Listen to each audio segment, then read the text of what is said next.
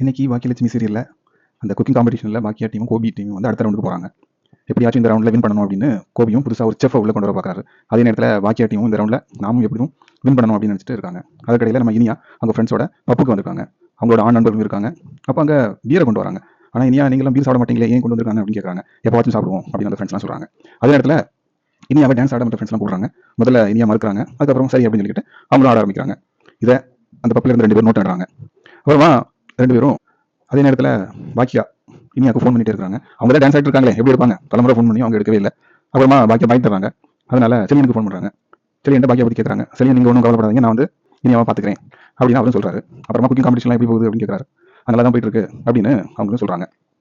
அப்புறமா கோபி புதுசாக ஒரு செஃப்பை உள்ள கொண்டு வந்திருக்காரு அப்படின்னு சொல்லிட்டு பாக்கியலட்சுமியோட மாமியார் வந்துட்டு ஜட்ஜிட்ட கம்ப்ளைண்ட் பண்ணுறாங்க. அதெல்லாம் ஒன்றும் பிரச்சனை இல்லாமல் அவங்களுக்கு வேணா நீங்கள் வேற செஃப்பை வந்து கூட்டி வந்துக்குங்க அப்படின்னு அந்த செஃப்னு சொல்கிறாரு. அப்புறமா இது வந்து ஒரு சீ ஃபுட் ரவுண்டு, அதனால எல்லாரும் நல்லா சமைக்கணும் அப்படின்னு சொல்கிறாங்க.